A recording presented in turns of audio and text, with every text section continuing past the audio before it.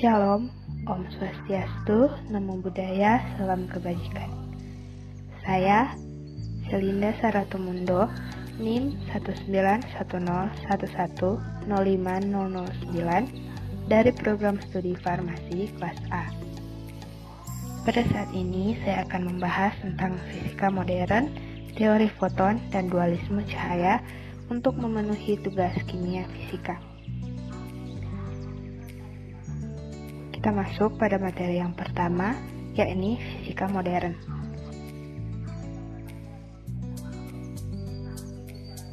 Nah, kita masuk pada penjelasan materi.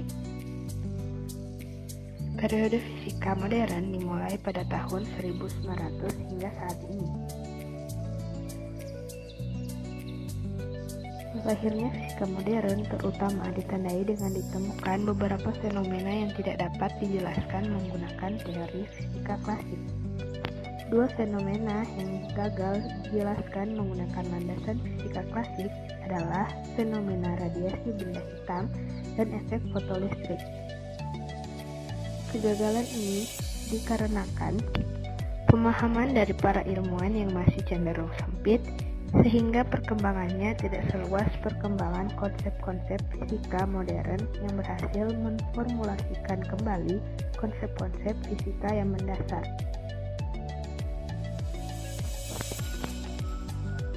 Lahirnya teori kuantum cahaya yang secara memuaskan mampu memberikan penjelasan dan prediksi terkait radiasi benda hitam dan efek fotolistrik. Dalam perkembangannya, teori kuantum cahaya menuntun para ahli pada riset-riset lanjutan hingga dicetuskannya teori dualisme gelombang cahaya yang sangat fenomenal. Fenomena radiasi benda hitam dan efek fotolistrik dapat dipandang sebagai konsep kunci lahirnya revolusi sains dalam perkembangan fisika modern.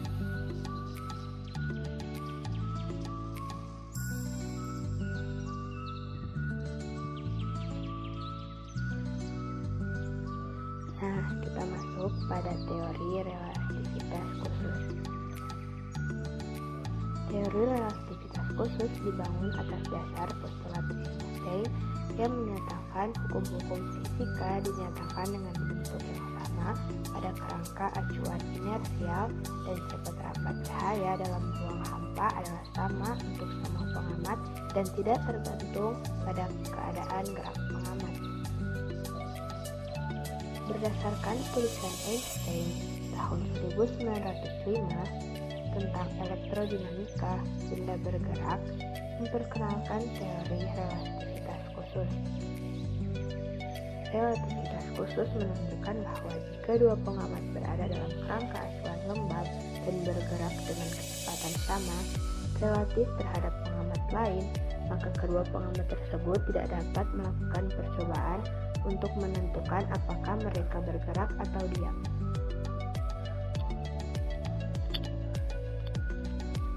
Selanjutnya, terdapat hukum relativitas khusus yang terbagi dua.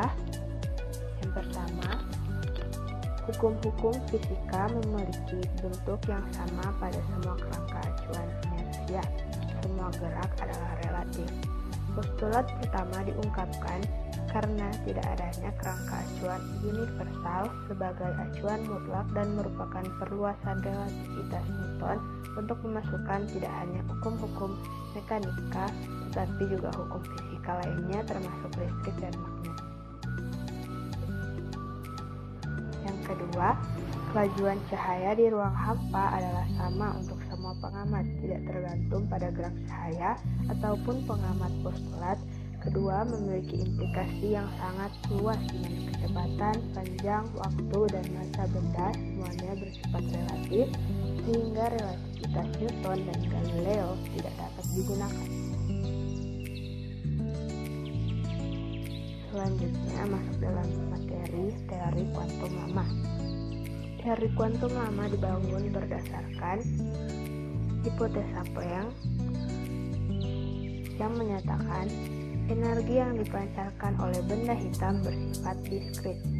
Yang kedua, berdasarkan hipotesa de Broglie yang menyatakan bahwa semua benda bukan hanya cahaya memiliki sifat alami sebagai gelombang. Teori kuantum tersebut dapat menjelaskan dualisme gelombang partikel dan radiasi benda hitam. Teori kuantum lama diawali oleh hipotesa Planck yang menyatakan bahwa energi yang dipancarkan oleh sumber bersifat kuanta atau diskrit karena hanya bergantung pada frekuensinya, bukan pada amplitudo seperti dalam mekanika klasik di mana besaran amplitudo tidak terbatas. Selanjutnya, pada tahun 1900, Max Planck merumuskan besaran energi yang bersifat diskrit dalam merumuskan energi yang dipancarkan oleh benda hitam, yaitu E sama dengan N kali H kali F, di mana N sama dengan 1, 2, 3, dan seterusnya, dan H sama dengan 6,626 kali 10 pangkat min 34 joule per detik. Nah, selanjutnya bisa dilihat pada struktur ini kajian tentang teori kuantum lama dan modern. Dalam teori kuantum modern dirumuskan persamaan Schrödinger dan prinsip eksklusi Pauli yang diterapkan pada atom hidrogen, osilator harmonis, atom berelektron jamak, dan efek Zeeman. Selanjutnya kita masuk pada materi foton. Semenjak abad ke-16 sampai dengan sekarang ini, konsep tentang cahaya masih menjadi sesuatu yang misteri. Terdapat dua konsep penting yang saling bertentangan yang telah dikemukakan tentang pengertian cahaya. Pertama, dikemukakan oleh Newton yang mengatakan bahwa cahaya terdiri atas partikel individu yang dipancarkan oleh sumber cahaya dan merambat dalam ruang berbentuk garis lurus. Yang kedua, sebaliknya oleh Huygens mengatakan bahwa cahaya berbentuk gelombang seperti halnya gelombang air yang permulaannya berbentuk lingkaran. Dari dua konsep yang berbeda ini, sepanjang sejarah fisika terjadi perselisihan yang agak serius di antara fisikawan. Tetapi hal yang mengherankan, kedua konsep menurut pengetahuan kita sekarang ini adalah benar dan dapat didefinisi dengan baik secara fisis dan matematis. Namun, setelah abad ke-16, orang mulai meninggalkan konsep cahaya sebagai partikel yang dikemukakan oleh Newton. Para ilmuwan mulai meyakini ide yang dikemukakan oleh Huygens. Hal ini disebabkan banyak eksperimen seperti peristiwa difraksi, refleksi, interferensi, dan seterusnya dapat ditunjukkan oleh cahaya.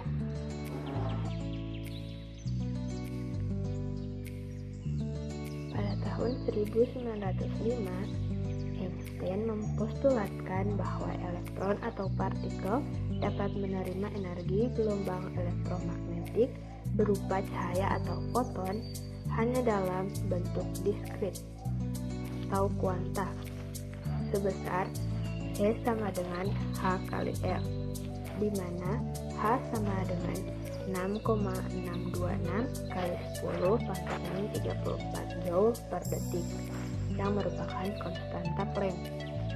F adalah frekuensi cahaya foton. Einstein melakukan eksperimen dengan menembakkan cahaya pada permukaan logam natrium atau sodium dan mengamati partikel-partikel atau elektron-elektron pada permukaan logam terhambur. Dapat dilihat pada pemaparan gambar berikut. Ilustrasi eksperimen efek fotolistrik. Elektron-elektron terhambur ini memiliki energi kinetik sebesar 1/2 mv kuadrat, di mana m adalah massa elektron dan v adalah kecepatan elektron yang terhambur. Peristiwa pergerakan elektron dengan kecepatan tertentu ini merupakan sifat dari partikel, sehingga dikatakan bahwa gelombang cahaya dapat berperilaku seperti partikel. Namun, hanya cahaya dengan frekuensi atau energi tertentu yang mampu menghamburkan elektron-elektron pada permukaan logam natrium, yaitu energi foton harus sama dengan energi yang diperlukan untuk memindahkan elektron atau fungsi kerja logam ditambah dengan energi kinetik dari elektron yang terhambur. Rumusnya H kali V sama dengan Pi tambah mv kuadrat, di mana Pi adalah energi minimum yang diperlukan untuk memindahkan elektron yang terikat di permukaan logam.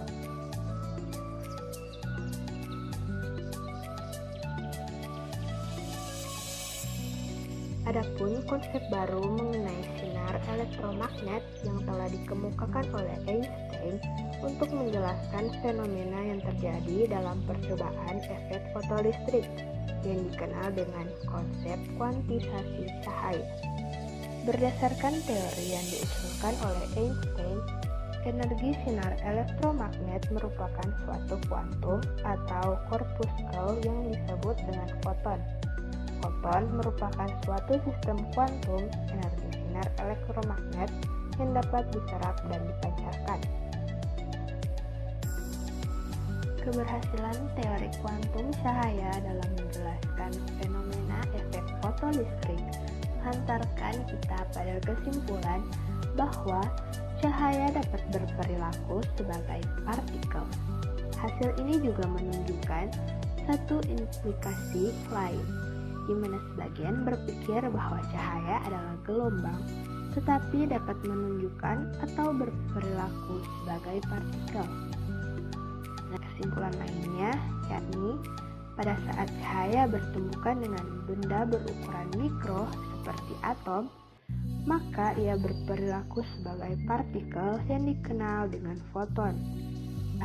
Saat cahaya bertumbukan dengan benda berukuran makro seperti cermin atau air, maka cahaya berperilaku sebagai gelombang. Selanjutnya, kita masuk pada materi yang ketiga atau yang terakhir, yakni dualisme cahaya.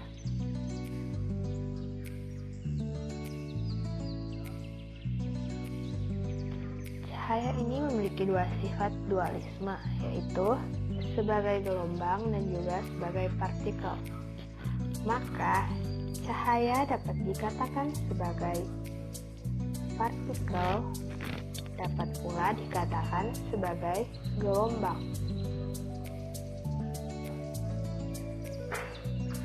Peninjauan cahaya sebagai gelombang didasarkan atas sifat-sifat cahaya, sedangkan cahaya sebagai partikel didasarkan atas perilaku cahaya sebagai paket energi sebesar N kali H kali R. Paket energi inilah jika mengenai katoda dalam solar cell, di mana frekuensi datangnya lebih besar dari frekuensi ambang bahan katoda, maka akan mengeluarkan elektron yang akan bergerak menuju anoda. Aliran elektron inilah yang dikatakan ada arus listrik. Peristiwa ini akan nampak pada efek fotolistrik. Contohnya, di bidang kedokteran dipakai sebagai pengganti alat bedah. Inilah kelebihan dari cahaya yang berperilaku paket energi atau foton. Energi foton sama dengan energi kinetik dikurang fungsi kerja. Berikut adalah rumusnya. H kali F sama dengan 1/2 M kali V kuadrat tambah H kali F0, di mana F0 sama dengan frekuensi ambang, H kali F0 sama dengan fungsi kerja, dan H sama dengan 6,626 kali 10⁻³ Joule sekon.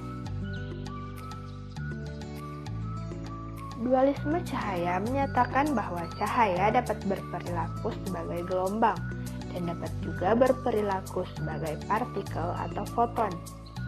Energi partikel ini tidaklah kontinu, melainkan terkuantisasi. Oleh karena itu, foton dapat dipandang sebagai paket energi terkuantisasi yang ditentukan oleh hubungan E sama dengan H kali F atau E sama dengan H kali C per lambda. Energi cahaya tampak berkisar dari 1,55 IV hingga 3,3 IV.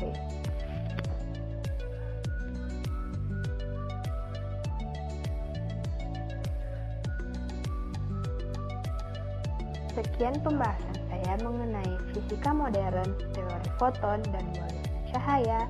Terima kasih.